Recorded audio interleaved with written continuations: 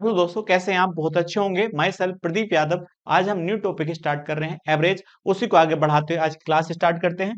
देखिएगा, आप मुझे बताइए एवरेज क्या होता है, औसत क्या होता है? तो आपने पढ़ा होगा औसत के बारे में अब तक। औसत होता है योग बटे संख्या। इसका मतलब क्या है?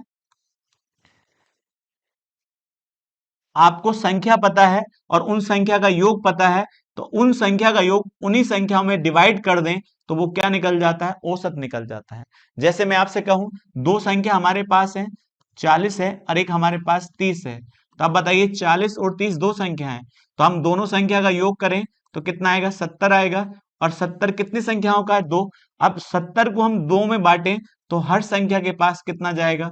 35 जाएगा। मगर ये दोनों संख्या 35 नहीं थी, एक 35 से ज्यादा थी और एक 35 से कम थी, मगर दोनों ने मिलकर एक संख्या बनाई जो कितना बनी? 35 बनी। तो अब ये कह सकते हैं कि औसत जो होता है वो मिल बांट के बनाया जाता है। किसी के पास ज्यादा होता है, किसी के पास कम होता है। तो किसी के पास, जब जिसके पास ज्यादा है वह कम वाले को दे देता है। तो औसत जो होता है वह आपस में संख्याओं को क्या करता है? बराबर करता है। और जो बराबर होने के बाद जो संख्या आएगी वही क्या कहलाता है? औसत कहलाता है। जैसे मैं आपसे कह सकता हूं, जैसे एक बार बताइए, 10 छात्र हैं, 10 छात्रों का औसत वजन जो दे रखा है, वजन जो है 25 किलोग्राम है। तो ऐसा तो हो नहीं सकता है कि सारे के सारे बच्चे 25 किलोग्राम के होंगे। उन छात्रों में कुछ बच्चे ऐसे होंगे जो 25 किलोग्राम से ज्यादा के होंगे और कुछ बच्चे ऐसे होंगे जो 25 किलोग्राम से कम के होंगे। सबने मिलकर एक 25 संख्या बनाई, उसी को हमने क्या कहा? औसत कहा। तो औसत हम कह सकते हैं आपस में क्या करता है? बराबर करता है संख्याओं को। जिसके पास कम है, जिसके पास ज्यादा है, दोनों को बराबर कर देता है, वह औसत का काम होता है। चलते देखिए आगे। अब एक बात बताइए, यदि मैं आपसे कहता हूं कि जैसे अब मैंने औसत निकाला 15 छात्रों का, 15 छात्रों की औसत आयु, औसत आयु जो है 12 वर्ष है। इसका मतलब 15 छात्रों की औसत आयु कितनी है? 12 वर्ष है। अब कोई छात्र बाहर से आता है और यदि उसकी भी औसत आयु कितनी हो? 12 वर्ष हो, तो यदि औसत के बराबर कोई आए या औसत के बराबर कोई जाए तो कोई फर्क नहीं पड़ता, बस संख्या बढ़ जाती है। जैसे कोई आएगा तो 16 का हो, 16 संख्या हो जाएंगी, मगर आज भी औसत कितना रहेगा? 12 होगा। यदि कोई जाएगा तो संख्या कितनी हो जाएगी? 14 हो जाएंगी, मगर औसत अब भी कितना रहेगा? 12 रहेगा। मगर 12 तभी रहेगा जब औसत के बराबर कोई आए या औसत के बराबर कोई जाए, तो औसत में कोई फर्क नहीं पड़ता। यदि कोई संख्या औसत से ज्यादा की आती है तो औसत को बढ़ाएगी, यदि संख्या औसत से कम की आएगी तो औसत को घटाएगी। ये चीजें आपको आगे मिलेंगी पढ़ने में। चलते देखिएगा। अब एक बात बताइए, सबसे पहले बात को समझिएगा कि जैसे मैंने आपसे कहा, एक है, दो है, तीन है और चार है और पांच है, इनका मुझे औसत निकालना है। तो आप कह सकते हैं कि इनको जोड़िए, तो सबको जोड़ेंगे तो कितना आएगा? 15 आएगा। और 15 कितनी संख्याओं का योग था? 5 का था। तो आप बताइए 15 को 5 में बांटा तो हर संख्या कितने के बराबर आई? 3 के बराबर आई। तो आप जानते हैं, देखिएगा, हर संख्या 3 नहीं थी, किसी के पास 3 से ज्यादा था और किसी के पास 3 से कम था। अब ये एक भी कितना बन चुका है? 3। तो इसके पास कितना कम था? 2। तो इसने 2 किसी से मांगा होगा तभी तो ये 2 दे देगा, तो इसके पास भी कितना हो जाएगा? 3। और इसके पास भी 1 दे देगा तो किसी को, तो यहां भी 3 हो जाएगा। तो 1 किसे देगा? इस 2 को देगा, क्योंकि इसके पास एक ज्यादा था, इसके पास एक कम था। तो ये मिल बांट कर एक औसत बनाते हैं, वो कितना बनेगा? 3 बनेगा। तो ये 3 सबके द्वारा बनाया गया संख्या है, जिसके पास कम था, ज्यादा था। तो औसत क्या करता है? सभी संख्याओं को बराबर होने का कार्य करता है। देखिएगा, आगे कहेंगे, यदि आपके पास देखिए संख्याएं हैं, एक है, दो है, तीन है और चार है और पांच है। यदि संख्याओं के बीच का गैप इक्वल है, बीच का गैप इक्वल है, तो आप कह सकते हैं, जैसे यहाँ एक का गैप है, यहां भी एक का, यहां भी एक का, यहां भी एक का।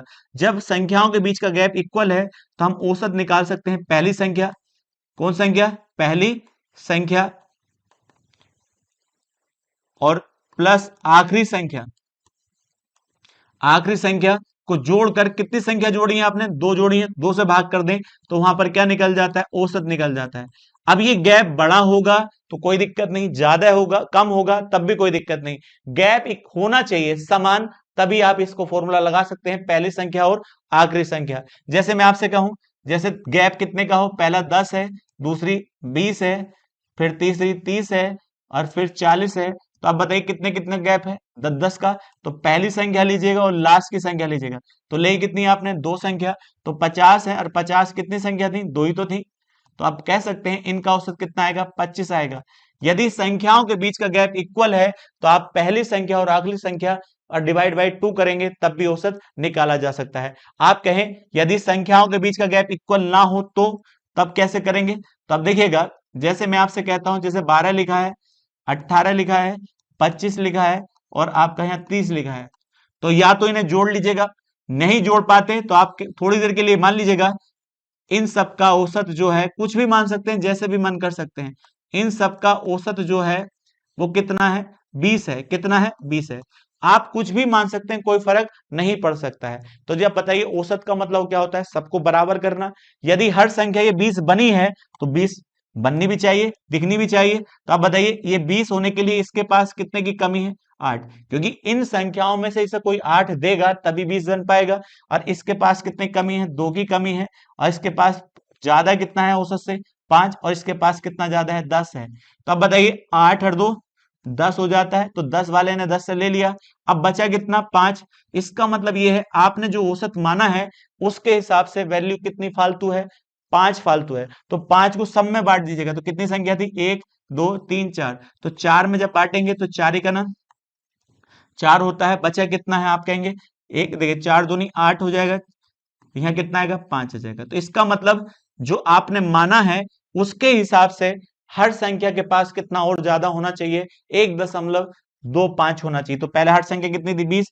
तो यदि ये माइनस का आता तो आप कह सकते हैं माइनस का आता तो आप इसे घटा देते, और प्लस का आएगा तो आप इसको जोड़ दीजिएगा। तो आपका औसत जो सही आएगा वो कितना आएगा, 21.25 आएगा। तो जब संख्याओं का गैप इक्वल है तो आप पहली संख्या और आखिरी संख्या डिवाइड बाय 2 से कर सकते हैं, और जब गैप इक्वल नहीं है तो आप इसका रूल लगा सकते हैं। आप सबका एक औसत मान लीजिएगा, और औसत के हिसाब से सबको बराबर करिए, किसी के पास कम है किसी के पास ज्यादा है। अब फिर बाद में देखिएगा या ज्यादा आया है या कम आया है, वह सबको बांटिएगा, और बांटने के बाद देखते हैं कि ज्यादा है तो प्लस कर दीजिएगा औसत में, और कम है तो वो माइनस कर दीजिएगा। आगे देखिएगा, जैसे ये सवाल है, जैसे मैं कहूं 10 15 25 और 30 है, तो या तो इन्हें जोड़ लीजिएगा, जब जोड़ोगे तब भी आप कर सकते हैं, या आप कह सकते हैं गैप इक्वल है। कितना गैप है इनका, तो आप कहेंगे 5 5 का है, तो पहली संख्या और लास्ट की संख्या और डिवाइड बाई कितना कर दें, 2 कर दें, तो आप कहेंगे 20 आ जाएगा। तो 20 क्या है, ये औसत है। आप जोड़ के करिएगा या पहली संख्या और लास्ट की संख्या का इस्तेमाल करिए। क्यों करा, क्योंकि दोनों के गैप, सबके गैप क्या थे, इक्वल थे, नहीं थे, तो कर सकते हैं। आगे कहता है औसत क्या होता है, देखिए आपको यहाँ पता है औसत क्या होता है, दिए गए आंकड़ों का योग और आंकड़ों की संख्या, तो योग बटे संख्या ही तो होती है। आगे बढ़ते हैं। अब सबसे पहले मेन इंपोर्टेंट बात ये ध्यान रखिएगा, यदि आपके पास संख्याएं हैं, अब संख्याएं कितनी भी हो सकती हैं, ये संख्याएं, इनका क्या है, आपके पास औसत है। अब औसत मान लीजिए कितना है, 20 है। कितना है, 20 है। अब बताइए 5 संख्या का औसत कितना है, 20 है। उसने कहा हर संख्या को, हर संख्या में 2 जोड़ दिया जाए। कितना जोड़ दिया जाए, 2। तो आप बताइए इसमें भी 2 जोड़ा, तो हर संख्या को जब जोड़ा जाएगा 2 2, तो आप कहेंगे जब हर संख्या समान रूप से बढ़ रही है, कितनी कितनी बढ़ रही है, 2 2 के हिसाब से बढ़ रही है, तो औसत भी कितना बढ़ जाएगा, 2 बढ़ जाएगा। जिस प्रकार से संख्या को बढ़ाया गया तो औसत भी बढ़ा, यदि संख्याओं को घटाया जाता तो औसत भी उतना ही घट जाता जितनी संख्या घटाई जाती। और यह संख्या में समान रूप से गुणा की जाए तो औसत में भी उतने की गुणा हो जाती है, और संख्या को यदि भाग किया जाए तो औसत भी उतना ही डिवाइड हो जाता है। तो ध्यान रखिएगा, जिस प्रकार से संख्याओं के साथ जुड़ेगा तो औसत भी जुड़ जाएगा, घटेगा तो औसत भी घट जाएगा, गुणा होगी तो औसत भी गुणा हो जाएगा, और यदि भाग होगी तो औसत भी भाग हो जाएगा। इस पर एक क्वेश्चन आता है, ध्यान रखिएगा। आगे बढ़ते हैं, देखिएगा उसने कहा प्रथम n प्राकृत संख्या का औसत, तो प्रथम n प्राकृत संख्या का औसत निकालना है तो इस फॉर्मूले का इस्तेमाल कर सकते हैं। जैसे मैं आपसे कहूं 1 है, 2 है, 3 है, और कहां तक है, 50 तक है, तो ये 1 से लेकर 50 तक की संख्याओं का औसत निकालना है।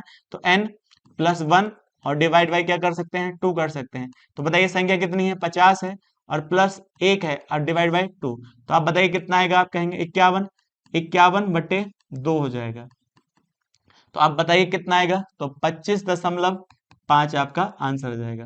या तो इसको ऐसा कर सकते थे, बिना फॉर्मूले करना चाहोगे तो जब गैप इक्वल है तो पहली संख्या और लास्ट की संख्या, तो पहली कितनी है 1 और लास्ट की कितनी है 50 डिवाइड बाय 2 कर देंगे, तब भी आपका आंसर यही आएगा जो आने वाला है। तो आप एक बात बताइए, यदि एक से लेकर मगर ये फॉर्मूला तभी लगेगा जब काउंटिंग किससे हो, एक से हो और लगातार होनी चाहिए, तभी इस फॉर्मूले का इस्तेमाल कर पाएंगे, अन्यथा नहीं कर पाएंगे। उसने कहा प्रथम n सम संख्याओं का औसत निकालिए। प्रथम प्रथम का मतलब शुरू से, तो जैसे 2 है, फिर 4 है, फिर 6 है, 8 है और 10 है, इनका हमें क्या निकालना, औसत। तो आप कह सकते हैं जब सम संख्याएं लगातार हैं तो इनका औसत निकालना है, तो लगातार संख्या का औसत तो आप पहली संख्या और आखिरी संख्या से निकाल सकते हैं। तो पहली कितनी होगी 2 और आखिरी कितनी होगी 10 होगी, और डिवाइड बाई कितना हो जाएगा 2। तो अब बताइए कितना होगा 12 हो जाएगा, और 12 का आधा क्या हो जाएगा 6। या आप इसमें फॉर्मूले में रख सकते हैं 1 2 3 4 5 है, कितनी है 5, तो ये 5 संख्या हो गई, और 5 में कितना जोड़ दें 1 जोड़ दें, तब भी औसत कितना आएगा 6 आएगा। तब भी कितना आया 6 आया, नहीं आया। तो इसने कहा n सम संख्याओं का औसत का फॉर्मूला क्या होता है n+1। तो n क्या है, जितनी नंबर ऑफ संख्या है सम, तो n कितना हो गया 5, 5 और 1 6, तो आप इसका इस्तेमाल कर सकते हैं। उसने कहा प्रथम प्रथम का मतलब ये शुरू से होंगी तभी फॉर्मूला लगेगा, ऐसा नहीं कि 10 से स्टार्ट कर लो फॉर्मूला लगा लेंगे, नहीं लगा पाएंगे। मगर कहां से लगानी चाहिए आपको, प्रथम का मतलब पहली सम संख्या क्या होती है 2, 2 से स्टार्ट होनी चाहिए। अब इसी प्रकार से प्रथम n विषम संख्याओं का औसत कितना होता है n होता है। जैसे मैं आपसे कहूं 1 है, 3 है, 5 है, 7 है, तो अब बताइए इसका तो आप इस तरह से भी कर सकते थे, पहली संख्या कितनी है 1 है और लास्ट की कितनी है 7 है, 7 और 1 8, 8 का आधा कितना होता है, तो आप कहेंगे 4 हो जाएगा। मगर आप इसका फॉर्मूले का इस्तेमाल कर सकते हैं 1 2 3 4, तो 4 ही आंसर हो जाएगा।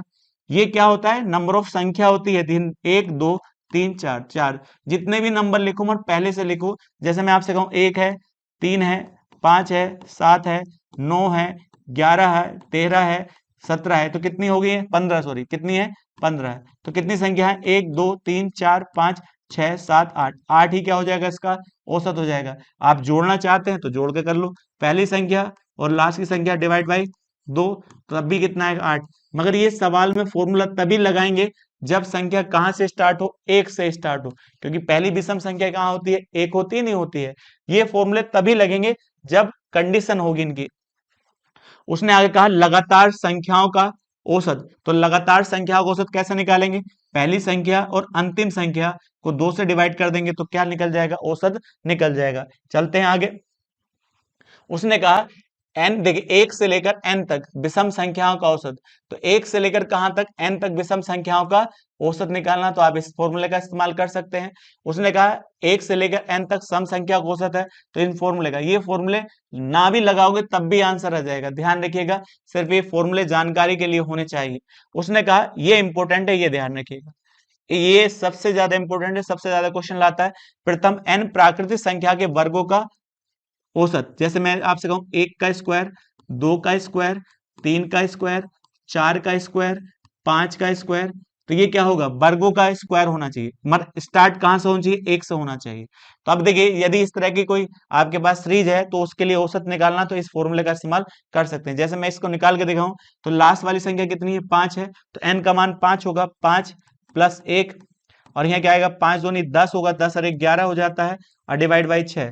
तो ये बताइए 6 गुणा 11, और आप बताओ यहाँ 6 से 6 कटेगा तो इनका औसत क्या आ जाएगा 11 आ जाएगा। मगर ये स्क्वायर कहां से होना चाहिए, 1 से होना चाहिए, ध्यान रखिए, और लगातार नंबर का स्क्वायर होना चाहिए, ऐसा नहीं कि पहले 1 लिख दिया, 1 का स्क्वायर लिख दिया और फिर 3 का स्क्वायर लिख दिया, तो आप इस फॉर्मूले का इस्तेमाल नहीं कर सकते, ध्यान रखिएगा।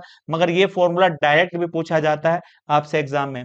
आगे देखिएगा, ये भी मेन पॉइंट है, ध्यान रखिए। इस प्रकार से 1 का क्यूब, 2 का क्यूब, 3 का क्यूब, 4 का क्यूब, तो इस प्रकार से सीरीज होगी, मगर 1 से स्टार्ट होनी चाहिए, तब इसका आप इस्तेमाल कर सकते हैं। n का मान क्या है इसमें 4 है, तो 4 रखेंगे, तो 4 और 4 + 1 का होल स्क्वायर होता है, और डिवाइड बाई 4 होता है, क्योंकि ये फॉर्मूलों में पूछे जाते हैं एग्जाम में कि ये इसका फॉर्मूला पूछ ले कौन सा निम्न में से कौन सा सही है।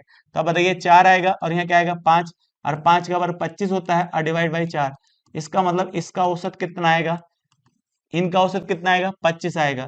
इस प्रकार से आप कर सकते हैं। देखिए किसी भी संख्या के गुणांक का औसत निकालना हो तो गुणांक का मतलब जैसे आपसे कहूं कि 3 के प्रथम 5 गुणज का क्या निकाले, गुणज का औसत निकाले। क्या निकालना है, औसत निकालना है। तो आपको दिक्कत नहीं होनी चाहिए।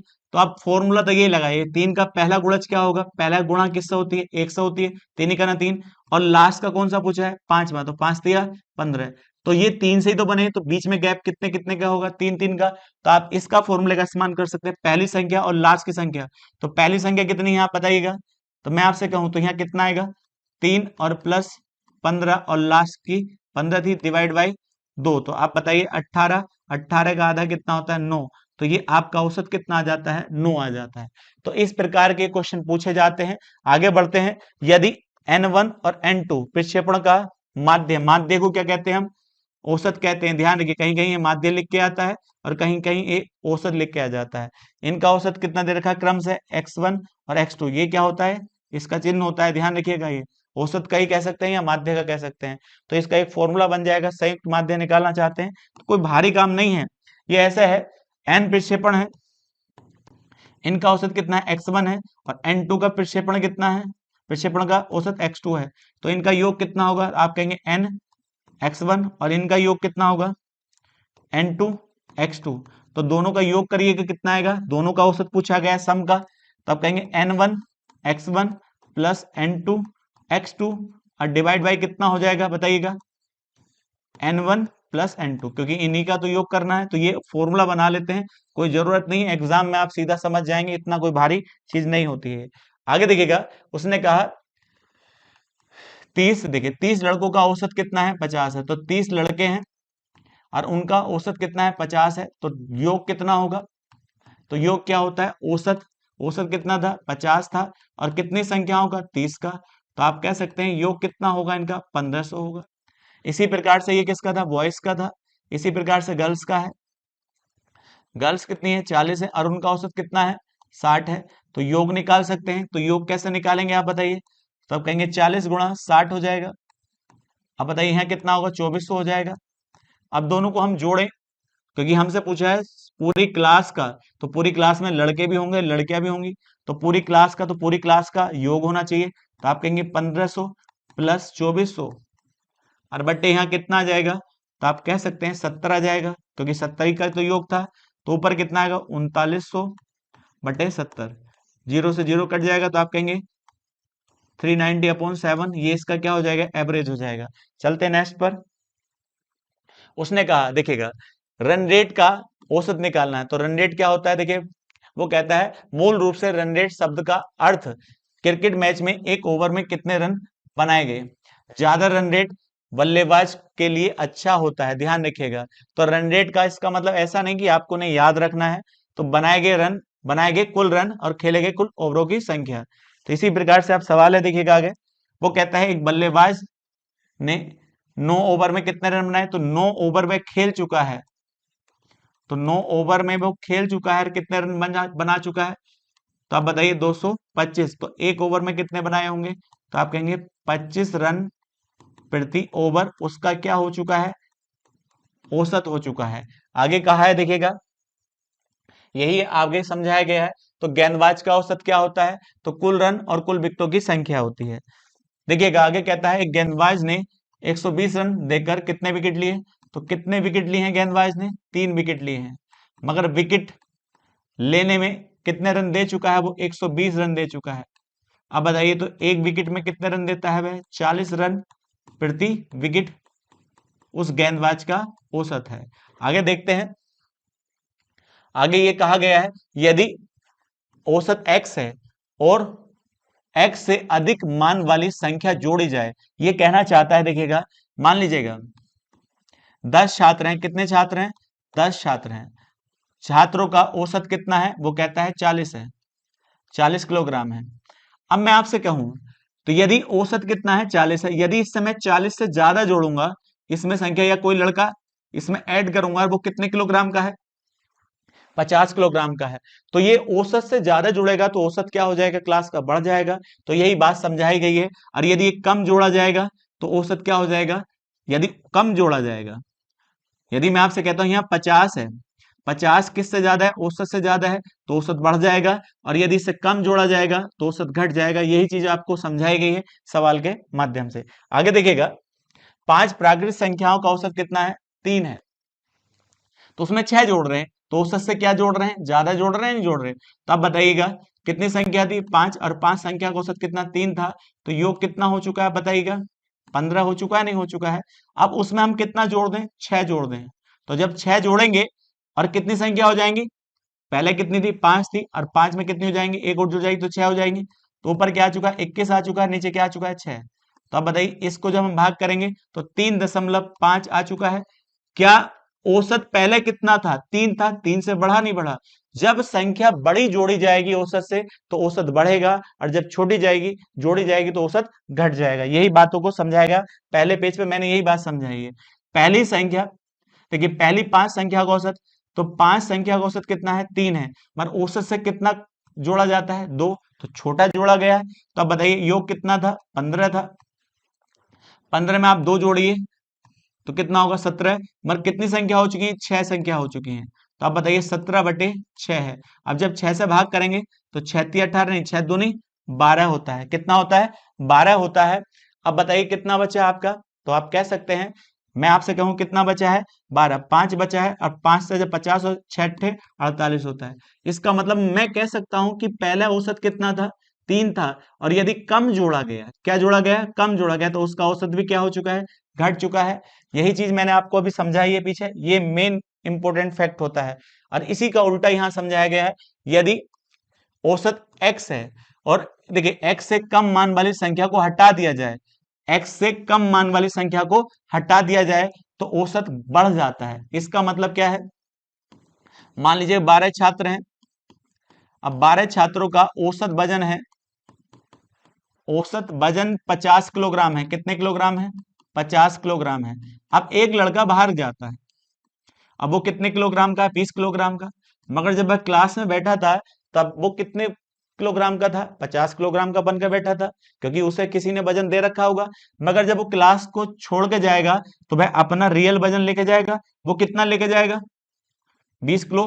तो वह 50 किलो का बैठा था तो 30 किलो फेंक के जाएगा, बोले लो अपना 30 किलो वजन रखो, मैं क्लास, तो 30 किलो किस में बटेगा, जो क्लास में बचे मेंबरों में तो बटेगा। और जब बटेगा तो औसत बढ़ेगा, नहीं बढ़ेगा। तो ये कहना चाहता है, जब कोई व्यक्ति औसत से कम का जाएगा, औसत से क्या जाएगा, कम का, तो इसका मतलब क्यों, जब औसत से कम का जाएगा तो इसका मतलब वो क्लास में ज्यादा का था, और जब वो जा रहा है तो अपना रियल लेके जा रहा है, तो वह उस संख्या को छोड़ के जाएगा जो वो क्लास के अंदर ले वो बैठा था, तो वह संख्या बढ़ाएगी इस औसत को क्लास का। तो यही आपको लाइन यहां समझाई गई है, तो ध्यान रखिएगा। उसने कहा 5 प्राकृतिक संख्या का औसत कितना है, 3 है। अब उसमें से कितने निकाल दें, 2 निकाल दें, तो इससे क्या है, ये कम निकाली, नहीं निकाली, तो औसत क्या हो जाएगा, बढ़ जाएगा। ध्यान रखिएगा। तो 5 प्राकृतिक संख्या का औसत कितना है, 3, तो 5 तिया कितना होता है, 15 होता है। अब 15 से हम कितना निकाल रहे हैं, 2 निकाल रहे हैं। जब 2 निकालेंगे, ध्यान रखिए, 15 में से कितना निकालेंगे हम, 2 निकालेंगे। तो अब बताइए पहले संख्या कितनी थी, 5, तो अब कितनी हो जाती है, 4 हो जाती है। तो अब आप बताइए ऊपर योग कितना होगा, 13 होगा, और बटे 4 होगा। तो आप बताइए 4 तिया कितना होता है, 4 तिया 12 होता है। अब बताओ कितना बचा, एक, तो 1 2 5 बचेगा। तो अब मुझे बताइए पहला औसत कितना था, 3 था, अब कितना हो जाता है, 3.25 हो जाता है। तो ये औसत बढ़ा, नहीं बढ़ा। तो आगे देखते हैं नेक्स्ट क्वेश्चन पर। नेक्स्ट क्वेश्चन कहता है 5 प्राकृतिक संख्याओं का औसत कितना है, 3 है, तो 5 प्राकृतिक संख्याओं का औसत कितना है, 3। तो ये क्या निकाला आपने, योग निकाला है। तो योग कितना आ चुका है, 15 आ चुका है। अब उसने कहा जब 4 को हटाया जाएगा, तो ध्यान रखिएगा, तो इसमें से कितना हटा दें आप, 4 हटा दें, तो बचा कितना है, 11।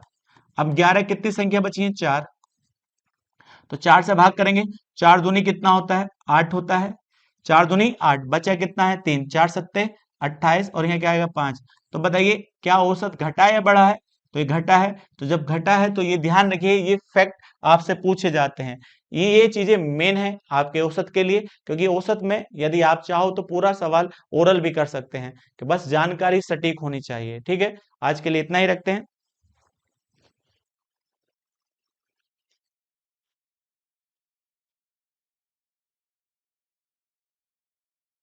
हेलो दोस्तों, कैसे हैं आप? बहुत अच्छे होंगे। देखिए, माई सेल्फ प्रदीप यादव। हम पढ़ रहे हैं एवरेज, उसी को आगे बढ़ाते हुए आज क्लास स्टार्ट करते हैं। देखिए, आज का जो पहला क्वेश्चन है, उसने कहा 14 व्यक्तियों में से पहले 13 व्यक्ति का औसत वजन कितने किलोग्राम है? 78 किलोग्राम है। तो आप बताइए कितने व्यक्ति थे? 14 व्यक्ति थे। 14 व्यक्ति थे और उनका औसत वजन जो है नहीं दे रखा है, तो हम मान सकते हैं उनका औसत वजन कितना है?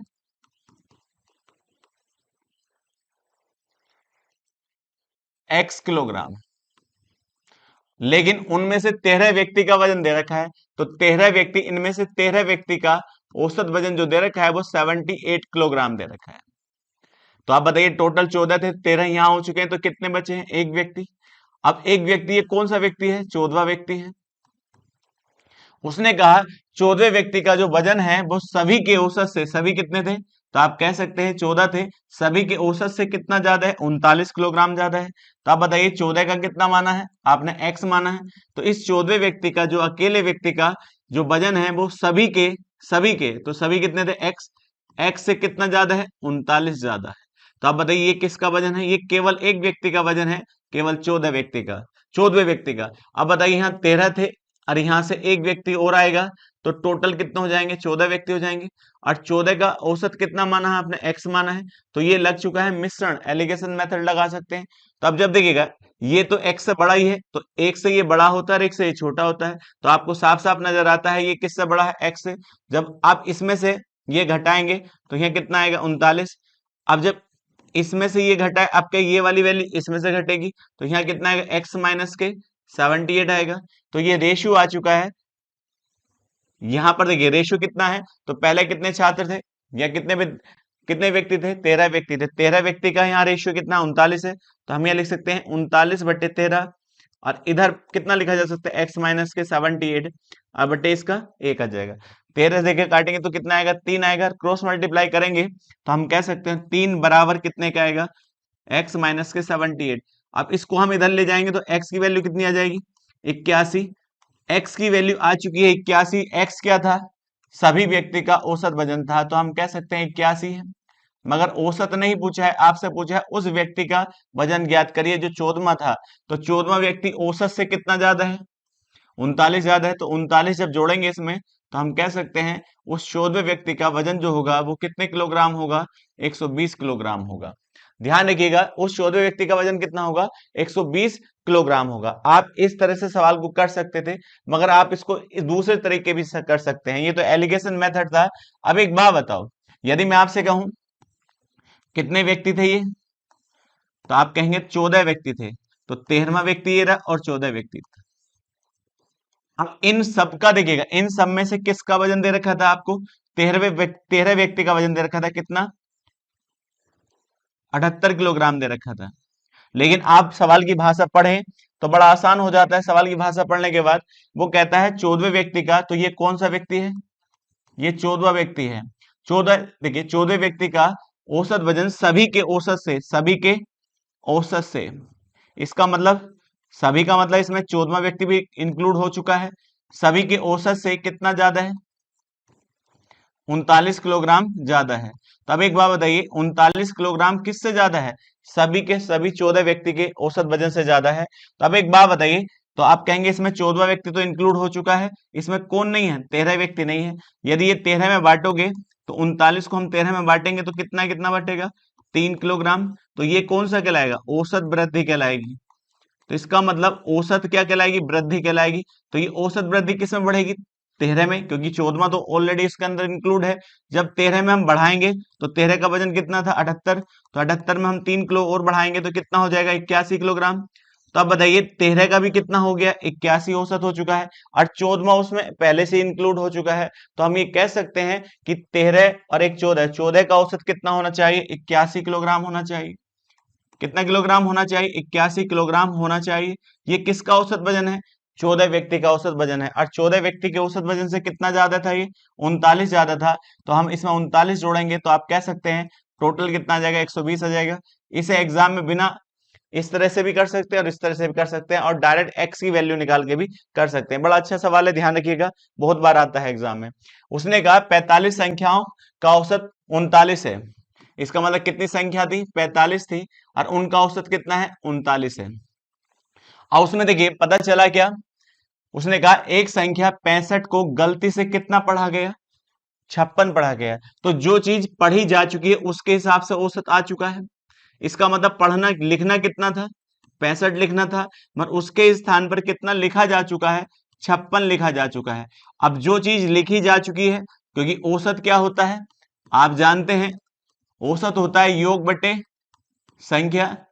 इसका मतलब औसत निकाला जा चुका है, तो वह संख्या जुड़ चुकी है जो आपको नहीं लेनी थी। तो लेनी कितनी थी आप बता सकते हैं, 65 लेनी थी, और उसके स्थान पर कितना लिखा जा चुका है, 56। इसका मतलब जो औसत आया है वो किसके हिसाब से आया है, 56 के हिसाब से।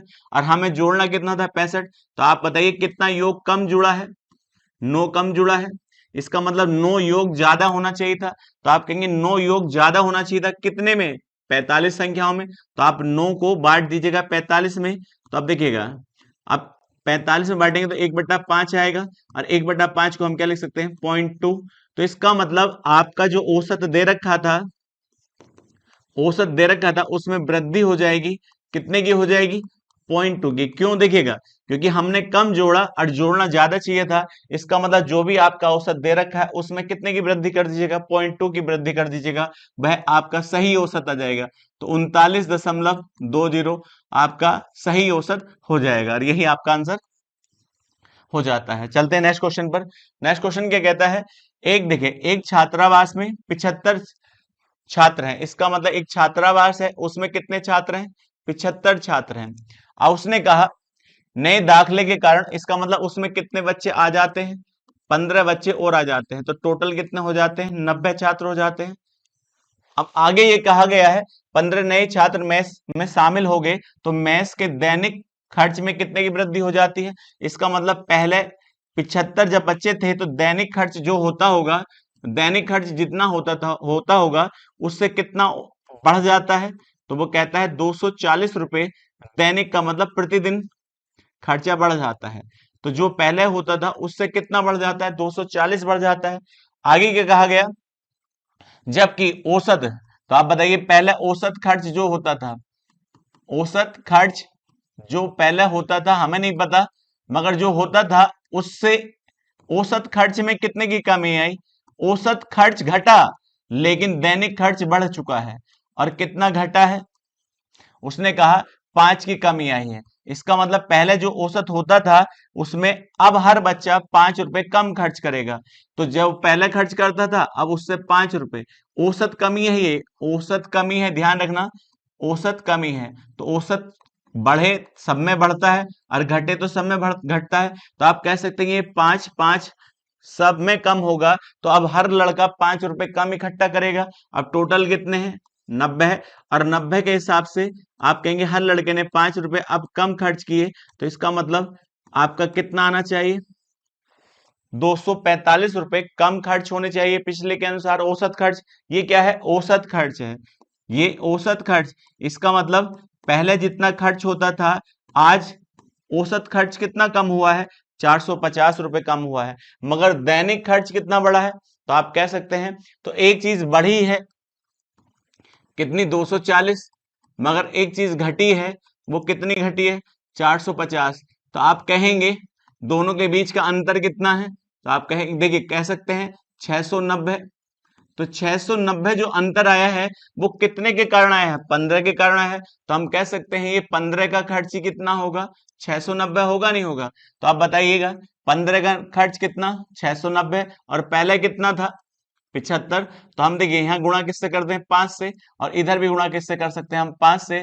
तो आपको कितने का खर्च निकल जाएगा, 75 का खर्च निकल जाएगा, नहीं निकल जाएगा, जीरो। 5 नम 45 होता है, और 5 छंग 30, और 30 4 34 होता है। आप बिना एक्स के भी आप सवाल को किया जा सकता है। और यदि आपको एक्स में करना है तो पहले आप कितना मान लीजिएगा, इसको एक्स मान लीजिएगा। तो आप कहेंगे कितने बच्चे थे, 75 थे, और 75 का औसत खर्च कितना माना है आपने, औसत खर्च माना है आपने, एक्स माना है। तो आप कहेंगे कुल खर्च कितना होगा, कुल खर्च, कुल खर्च हो जाएगा आपका 75x हो जाएगा, कितना, 75x रुपए हो जाएगा। अब बताइएगा जैसे ही 15 आए तो 15 आने के बाद तो 90 हो चुके हैं। और औसत खर्च आपका जो है वो कितना, औसत खर्च 5 कम हो जाता है, तो आप कहेंगे x माइनस के 5 हो जाएगा। अब यहाँ कितना आएगा 90 x और माइनस के 450। तो अब एक बात बताइए, ये किसका खर्च है 90 देखिए छात्रों का, और ये किसका 75, दोनों का अंतर कितना होना चाहिए। तो दैनिक खर्च कितना है, दैनिक खर्च कितना बढ़ा है 240 है। तो आप ये कह सकते हैं कि दोनों का अंतर कितना होना चाहिए 90x माइनस के 450 और माइनस के 75x बराबर कितने के हो जाएगा 240 के हो जाएगा। तो यहाँ पर बचेगा 15x और बराबर 690 आ जाएगा। तो 15x बराबर कितने के 690। टोटल खर्च कितना था 75x था। तो जब 75 बनाएंगे तो 5 से गुणा इधर करेंगे और 5 से गुणा इधर करेंगे, और जब इधर गुणा करेंगे 0, 5 नम 45 होता है, अब 5 छंग 30 और 30 4 34 होता है। अब जिस बच्चे को ये x में करना है तो x में भी कर सकता है, और कोई बच्चा डायरेक्ट करना चाहे तो डायरेक्ट भी कर सकता है। चलते हैं नेक्स्ट क्वेश्चन पर। उसने कहा देखिए 12 बच्चों के समूह का औसत भार जो है वो कितना है 66 किलोग्राम है। अब कितने बच्चे हैं 12 बच्चे हैं, और उनका औसत जो है कितना दे रखा है आपको, औसत क्या भार जो दे रखा है वो कितना दिया है 65 किलोग्राम दे रखा है। अब उसमें कहता है दो बच्चे हैं ए और बी, दो बच्चे यहां से निकाले जाते हैं। वो कहता है ए और बी के स्थान पर दो बच्चे एक्स और वाई आते हैं। इसका मतलब हम कह सकते हैं कि दो बच्चे इसमें से निकाले जाते हैं मगर उनके स्थान पर दो बच्चे ही आ जाते हैं, एक्स और वाई आ जाते हैं। तो अब एक बात बताइए, आप ये बात जानते हैं औसत के बराबर कोई आए और औसत के बराबर कोई जाए तो औसत पे कोई फर्क नहीं पड़ता है। तो दो निकाले गए और दो ही वापस आए। तो अब एक बात बताइए, मैं कहता जितने के निकले उतने के आते, कोई फर्क परिवर्तन नहीं होता। थोड़ी देर के लिए हम सोच लेते हैं कि जितने के वे गए होते और यदि उतने के ही वापस आ जाते तो औसत भार में कोई परिवर्तन नहीं होना चाहिए था। आज भी औसत भार कितना लिखा होता 66 किलोग्राम लिखा होता। मगर ये 66 किलोग्राम तभी लिखा होता जब जितने के वो व्यक्ति जाते हैं और उतने के स्थान पर उतने के ही आ जाते हैं। तो अब बताइए देखा गया, आगे देखा गया तो नया औसत भार कितना हो जाता है 65 किलोग्राम हो जाता है, मगर हमारा 66 है। 66 तभी संभव होता है जितने के जाते उतने के स्थान पर दूसरे व्यक्ति आ जाते। मगर आप बताइए 66 नहीं है 65, तो कितना घटा है 1 किलोग्राम, तभी तो 65 हुआ होगा। तो 1 किलोग्राम कितने छात्रों में कम हुआ, क्योंकि ये कौन सी कमी है औसत, औसत कमी है। औसत कमी होगी तो सब में घटेगा और औसत वृद्धि होगी तो सब में बढ़ेगा। तो ये एक की क्या होगी कमी, कितने में 12 में होगी। तो ये 12 की कमी क्यों हुई, तो आप कह सकते हैं इसका मतलब आने वाले जो व्यक्ति हैं जाने वाले से a प्लस बी से कितना कम है, क्योंकि कमी होगी तो आने वाला कम है। तो हम कह सकते हैं a माइनस बी का अंतर x प्लस बी से क्या कितने का अंतर है 12 का। इसका मतलब जो गए हैं और वापस जो आए हैं उन दोनों के बीच का अंतर कितने का है 12 किलोग्राम का। जाने वाले ज्यादा के थे, आने वाले कम थे 12 किलोग्राम के। अब इसी प्रकार से आगे बढ़ेंगे। इसका मतलब छात्र तो अब भी कितने हैं 12 हैं, मगर आप बताइए उनके स्थान पर कौन आ चुका है x और y आ चुके हैं। तो औसत देखिए तभी तो कम हुआ। आगे कहा देखिए आगे क्या कहता है a का भार किसके बराबर है b के, और x का भार किसके बराबर है y के। इसका मतलब ये क्या है दोनों बराबर बराबर के हैं, x बराबर है y के और b बराबर है a के। अब वो कहता है एक और बच्चा c को, इसका मतलब अब एक बच्चा और आ जाता है। तो मैं आपसे कहूं टोटल 12 थे, जिसमें एक बच्चा और आएगा जिसका नाम c है। अब देखिएगा तो हम ये कहें, आप थोड़ी देर के लिए सोच लीजिएगा औसत भार है, तब मैं आपसे कहूं औसत इस समय कितना था, आप कहेंगे 65 किलोग्राम है। अब मैं आपसे कहता हूं यदि C औसत के बराबर आए तो कोई परिवर्तन नहीं होना चाहिए।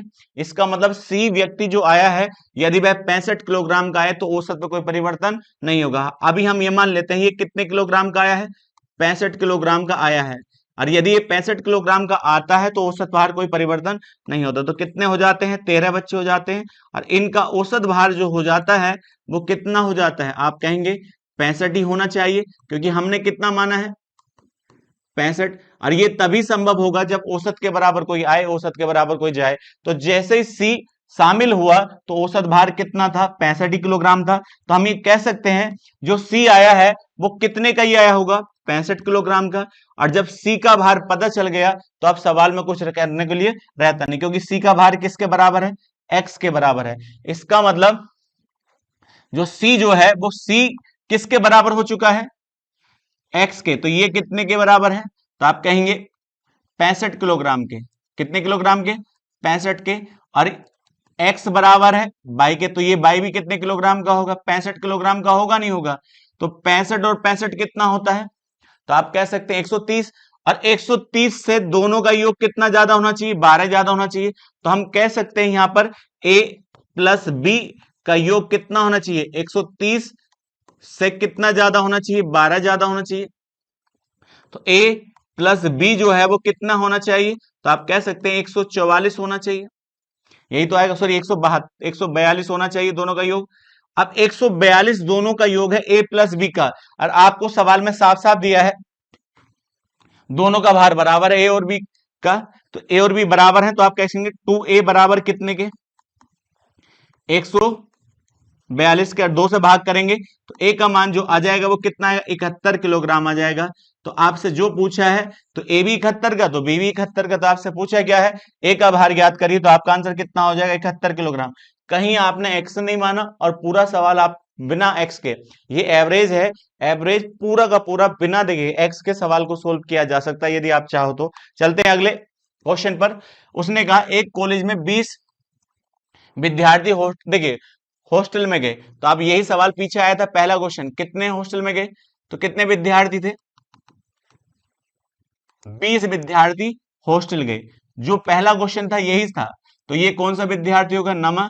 और ये 1 से लेकर कहां तक, 19 20। तो कितने हॉस्टल देखेगा, विद्यार्थी होटल गए बेटा, होटल में गए हैं।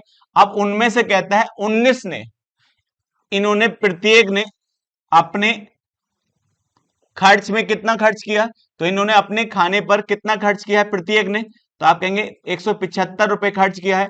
तो इसको आप क्या कह सकते हैं, जो हर व्यक्ति द्वारा खर्च किया जाए वह औसत होता है। तो औसत खर्च इनका कितना है, 175 रुपए है। अब उसने कहा 20वें व्यक्ति ने, इसका मतलब किसकी बात कर रहा है, 20वें व्यक्ति की बात कर रहा है।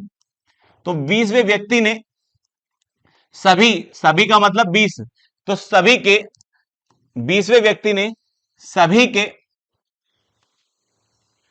के औसत खर्च से कितना ज्यादा खर्च किया, 19 रुपए ज्यादा खर्च किए। इसका मतलब इसमें कौन सा व्यक्ति इंक्लूड हो चुका है, औसत में 19वां, देखिए 20वां व्यक्ति इंक्लूड हो चुका है।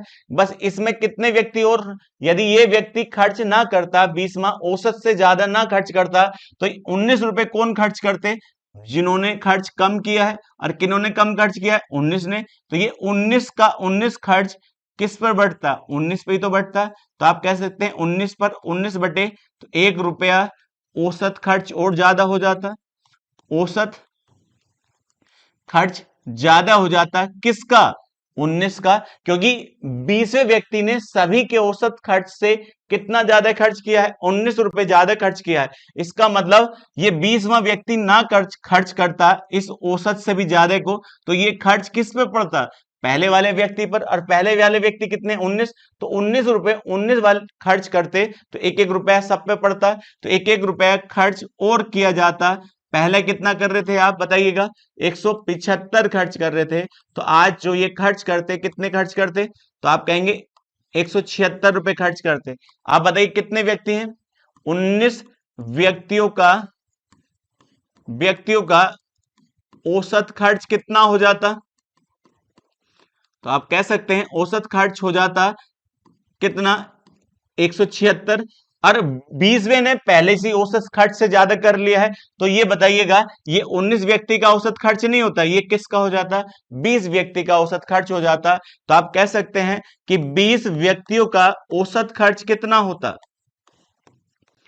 क्योंकि 19 ने तो 176 खर्च कर लिए और 20वें ने पहले ही औसत से ज्यादा खर्च करे हैं। तो आप ध्यान रखिए, इसका मतलब 20वें का औसत ऑलरेडी कितना है, पहले से ही है, 176 ज्यादा है। तो 20 व्यक्तियों का औसत खर्च कितना हो जाता, इस तरह का सवाल बहुत बार पूछा जाता है। औसत खर्च। और इसे आप एलिगेशन से करना चाहें तो एलिगेशन से भी कर सकते हैं, क्योंकि पहला सवाल मैंने दोनों तरीके से करके दिखाया। तो अब बताइए कितना हो जाता, 176 रुपए हो जाता। अब बताइएगा 20 व्यक्ति का खर्च, औसत खर्च कितना है, 176, तो कुल निकाल सकते हैं। अब कुल कैसे निकालेंगे, तो आप जानते हैं योग कैसे निकाला जाता है, औसत, औसत गुणा कितने का औसत है, 20 का, तो औसत कितना है, 176 गुणा 20 हो जाएगा। अब 0, 6 दूनी 12, अब देखिए 34 और 1 35 हो जाएगा, तो 3520 रुपए खर्च हो जाएगा। आपको मैंने पहला क्वेश्चन दोनों तरीके से करके दिखाया है, एलिगेशन से भी करके दिखाया है, इस तरह से भी, तो आप इसमें एलिगेशन भी लगा सकते हैं, ध्यान रखिएगा, करने में कुछ दिक्कत नहीं आएगी। अब उसने कहा 10 पार्सल है, 10 पार्सल का औसत भार कितना है, तो 10 पार्सल का औसत, औसत जो दे रखा है, औसत भार है 28.6 किलोग्राम है। अब उसने कहा नया पार्सल, तो इसका मतलब 10 थे, एक पार्सल और आ जाता है। और आप जानते हैं कोई भी औसत के बराबर आए और औसत के बराबर जाए कोई फर्क नहीं पड़ता, तो जो पार्सल आया है तो मैं मान लेता हूं वो कितने का है, 28.6 किलोग्राम का, अभी मैं मान रहा हूं। और जब औसत के बराबर कोई आता है तो औसत पे कोई फर्क नहीं पड़ता है, और जब औसत के बराबर माना है तो मैं थोड़ी देर के लिए लिख सकता हूं कि औसत के बराबर आया होगा तो इसका भार अब भी कितना होगा, तो अब 28.6 होगा। अब वो सवाल बताएगा कि ज्यादा हुआ या कम हुआ, तो अब बताइए, लेकिन उसके आने से कितना कम हुआ, 0.6 किलोग्राम, इसका मतलब पहले जितना था उससे कितना घट गया, 0.6 किलोग्राम घटा है। तो अब एक बात बताइए, घटा क्यों होगा, क्योंकि औसत के बराबर वो आया ही नहीं है, औसत से कम आएगा तो घट जाएगा, और औसत से ज्यादा आता है तो बढ़ जाता है। तो कम कितना हुआ, 0.6 किलोग्राम, तो 0.6 किलोग्राम औसत कमी है, तो कितने में कमी होगी, तो आप कहेंगे 11 में कमी होगी। तो आप बताइएगा 11 में 0.6 की कमी होगी, तो आप कह सकते हैं 11 छंग 66 होता है। तो देखिएगा इसका मतलब कितने की कमी होगी, 6.6 किलोग्राम की कमी होगी। इसका आप कह सकते हैं तो 28.6 का नहीं आया, वो 28.6 से कितने का कम का आया, तो आप 28.6 किलोग्राम से कितने कम का आया, 6.6 किलोग्राम कम का आया है। अब घटाएंगे तो यहाँ कितना आएगा, 0, और यहाँ पर कितने का आएगा, तो अब बताइए यहाँ 2 और यहाँ 2, इसका मतलब जो 11वां पार्सल है वो कितने वजन का है, तो आप कह सकते हैं 22 किलोग्राम का है। अब एक बात बताइए, यदि ये बढ़ जाता तब भी वृद्धि कितने में होती, 11 में होती, तो बस यहाँ प्लस का हो जाता, क्योंकि औसत के बराबर कोई आए या औसत के बराबर कोई जाए तो कोई फर्क नहीं पड़ता है, ध्यान रखिएगा। तो आंसर कितना हो जाएगा, 22 हो जाएगा।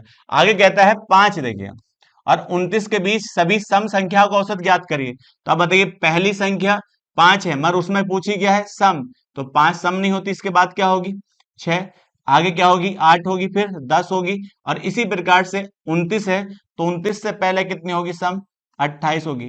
तो इनके बीच का गैप कितने कितने का होगा, 2 2 का होगा। और जब गैप इक्वल होता है तो आप जानते हैं पहली संख्या ले लीजिएगा, पहली संख्या और आखिरी संख्या, आखिरी संख्या, अब दोनों को जोड़कर 2 से भाग कर दीजिएगा, पहली संख्या कितनी है, 6 है, और इसी प्रकार से आखिरी संख्या कितनी है, 28 है, और बट्टे 2 करेंगे तो आप बताइए ऊपर कितना आएगा, 34 आएगा, और 34 बट्टे 2 हो जाएगा, और 2 से भाग करेंगे तो आप कहेंगे कितना हो जाएगा, 17 हो जाएगा, और यही आपका आंसर हो जाता है। चलते हैं नेक्स्ट क्वेश्चन पर।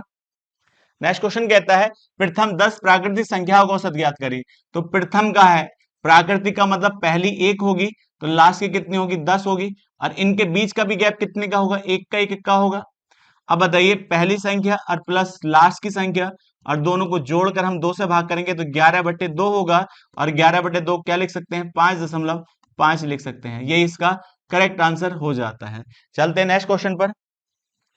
नेक्स्ट क्वेश्चन क्या कहता है, 10 संख्याओं का योग कितना है, 686 है। तो आप बताइए योग बटे संख्या क्या होता है, औसत होता है, तो औसत ही तो होता है। तो यदि मैं आपसे कहूं योग कितना है, तो आप कह सकते हैं 686 है, और कितनी संख्याओं का, 10 का, तो 10 से भाग करेंगे तो आपका 86 देखिए 68.6 इसका औसत हो जाएगा, और यही आपसे पूछा है। चलते हैं नेक्स्ट क्वेश्चन पर। नेक्स्ट क्वेश्चन क्या कहता है, देखिएगा रमन का 5 दिन का औसत खर्च कितना है। तो रमन के द्वारा कितने दिन का, 5 दिन का, 5 दिनों का औसत खर्च कितना दिया है, इसका मतलब रोज रमन के द्वारा कितने रुपए खर्च किए जाते हैं? 160 रुपए खर्च किए जाते हैं। तो अब बताइए कुल योग कितना हो चुका है 5 दिन का खर्च का? तो आप कह सकते हैं 16 पंजे 80, तो 800 रुपए खर्च किया गया। मगर उसका 4 दिन का दे रखा है खर्च। 4 दिन का कितना है? 90 है। दूसरे का है आप कहेंगे 135, और तीसरे का है 75, और चौथे का खर्चा है 180। तो वो कहता है 5वें दिन का बताइए। तो इसमें 4 दिन का है, तो आपसे कौन से दिन का पूछ रहा है? 5वें दिन का औसत खर्च औसत खर्च बताइए। तब एक बात बताइए, तो अब इनको जोड़े तो कितना होता है? 270, और इनको हम जोड़े तो कितना होता है? 210 होता है। अब एक बात बताइए, 210 और 270 कितना होता है? तो आप कहेंगे 480 होता है। तो 480 योग है, और टोटल खर्च कितना है? 800। तो 800 में से घटाएंगे इसको, तो आप कह सकते हैं 320 रुपए खर्च होगा। कौन से का? 5वें दिन का। और यही आपका आंसर हो जाएगा। चलते हैं नेक्स्ट क्वेश्चन पर। अब देखिएगा नेक्स्ट क्वेश्चन क्या कहता है। उसने कहा 24 संख्या का औसत 43 है। हम प्रत्येक संख्या में, तो अब बताइएगा कितनी संख्या है? ये 24 संख्या है। अब 24 संख्या है, और 24 संख्या का औसत कितना है? 43 है। उसने कहा हम प्रत्येक संख्या में से m घटा दें। तो पहली भी m घटा दी जाए, और दूसरी भी कितनी घटा दी जाए? m घटा दी जाए, और तीसरी भी m घटा दी जाए, और हर संख्या को कितना घटा दिया जाए? m घटा दिया जाए। तो अब बताइएगा, तो औसत कितना हो जाता है? 38 हो जाता है। इसका मतलब हमारे पास पहला औसत 38 नहीं था, 38 नहीं था, 38 नहीं था, 43 था, और 43 से वह कितना बना है? 38 बना है। तो आप बताइएगा 43 से 38 बना है, तो कितना कम हुआ है? तो आप कह सकते हैं 5 कम हुआ है। तो इसका मतलब हर संख्या को समान रूप से बढ़ाया जाए, या हर संख्या को समान रूप से घटाया जाए, तो औसत देखिए बढ़ाया गया तो औसत उतना ही बढ़ जाएगा जितनी संख्या बढ़ाई गई है, और औसत उतना घट जाएगा संख्या जितनी घटाई गई है। हर संख्या कितनी घटी है? m घटी है, और हमारे हिसाब से औसत कितना कम हुआ है? 5। तो हम ये कह सकते हैं m का मान कितना होना चाहिए? 5 होना चाहिए, क्योंकि हर संख्या को 5 5 घटाया जाएगा, तभी औसत 43 से घटकर कितना हो जाएगा? 38 हो जाएगा। और यही आपका आंसर हो जाएगा। चलते हैं नेक्स्ट क्वेश्चन पर। उसने कहा पी क्यू आर एस का औसत कितना है? पी क्यू और आर और एस का औसत कितना है? तो आप कह सकते हैं 120 है। तो योग कितना हो जाएगा? सॉरी 30 है, तो योग कितना हो जाएगा? 120 हो जाएगा। अब बताइए पी और क्यू का। तो पी और क्यू का औसत कितना दे रखा है? तो आप कहेंगे 12, तो योग कितना हो जाएगा? 24 हो जाएगा। अब दोनों को घटाएंगे, देखिएगा दोनों को जब घटाएंगे, तो जब P से P कट जाएगा, P से P कट जाएगा, और Q से Q कट जाएगा, तो बचेगा R प्लस ऐसी बचेगा। और इधर से घटेगा तो यहाँ कितना बचेगा? 96 बचेगा। और 96 देखिएगा, और कितनी संख्या होगा? योग है, 2 संख्या होगा। तुम्हारे इनका औसत पूछा है, तो 2 से भाग कर देंगे। तो 2 से जब हम भाग करेंगे, तो आप कहेंगे कितना आएगा? 48 आएगा। तो इन दोनों का औसत कितना आ जाएगा? 48 आ जाएगा, और यही इसका आंसर हो जाता है। चलते हैं नेक्स्ट क्वेश्चन पर। नेक्स्ट क्वेश्चन क्या कहता है? 30 से 50 के बीच अभाज्य संख्या, अभाज्य का मतलब है जो किसी से ना कटे, केवल अपने आप से कटे, जिसके 2 फैक्टर हो। तो आप बताइए 30 अभाज्य नहीं होती, तो इसके बाद क्या आता है? 31 आता है। 32 नहीं होती, 33, 34 नहीं होती, 35 है, 36 है, 37 आएगा। 37 के बाद 38 आता है, 39, 40 में नहीं होगी, 41 आएगा। अब 42, 43 आ जाएगा, क्योंकि 43 भी केवल अपने आप से कटता है, किसी और से नहीं कटता। 44 आता है, 44 कट जाता है, 45, 46, 47 आ जाएगा। इसका मतलब 47 के बाद 48 कट जाता है, 49, 50। तो ये 5 ही संख्या ऐसी आएंगी जो 30 और 50 के बीच में क्या होंगी? प्राइम होंगी बेटा, अभाज्य होंगी। तो अब इन सबको जोड़ लेंगे आप। तो आप बताइएगा 7 3 10 होता है, 10 और 1 11 होता है, और 11 18 और 1 19 हो जाता है। इसी प्रकार से देखिएगा 4 चौक 16, और 16 में देखिएगा 4 चौक 16 एक कैरी था, और यहाँ पर देखिए कितना हो जाएगा? तो 199 आपका आ जाएगा, क्योंकि आप जोड़ेंगे तो कितना आएगा? 199 कितनी संख्याओं का है? 5 का। और 5 से जब भाग करेंगे, तो 5 से कितना होता है? 15 होता है। अब बताइए 15 होता, बचा कितना? 5 9 45, और 5 अट्ठे 40 होता है। ये आपका आंसर आ जाएगा 39.8 आपका करेक्ट आंसर हो जाएगा। चलते हैं नेक्स्ट क्वेश्चन पर। अब बताइएगा एक बल्लेबाज द्वारा 7 मैचों में बनाए गए रनों का औसत दे रखा है कितना?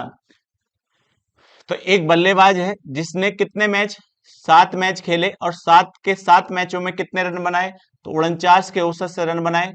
और अन्य 9 मैच खेले, तो 9 मैच खेले तो 9 मैच में कितने औसत से रन बनाए, 27 के औसत से रन बनाए। तो उसने कहा 16 मैच हो चुके हैं, तो 16 मैच का औसत कितना होगा। तो एक तरीका तो यह है, गुणा कर लीजिएगा। एक तरीका क्या होता है इसका, कि गुणा कर लीजिएगा, कि 7 की गुणा तो योग निकाल लीजिएगा, इसी प्रकार से इसका योग निकाल लीजिएगा, और योग को टोटल योग करके 16 से भाग कर दीजिए तो टोटल औसत आ जाएगा। लेकिन हम कहें, हम मान लेते हैं इनका औसत कुछ है, कोई ना तो कोई तो औसत होगा। अब एक बात बताओ, औसत कुछ भी मान सकते हैं, कोई फर्क नहीं पड़ता है, जैसा मानना चाहें वैसा मान लीजिएगा। तो मैंने आपसे कहा इसका कोई औसत मान लीजिएगा, कि औसत इन सबका औसत जो है वो 30 है। कितना है, 30 है। तो आप बताइए, जब औसत आपने 30 माना है तो हर संख्या 30 होनी चाहिए। तो आप बताइए इस संख्या के पास 30 होने के लिए कितना और होना चाहिए, 3। तो इसका मतलब इसके पास कितने की कमी है, हर संख्या के पास 3 की कमी है। तो 3 की कमी है कितने पर, 9 संख्या पे, तो 9 तिया 27।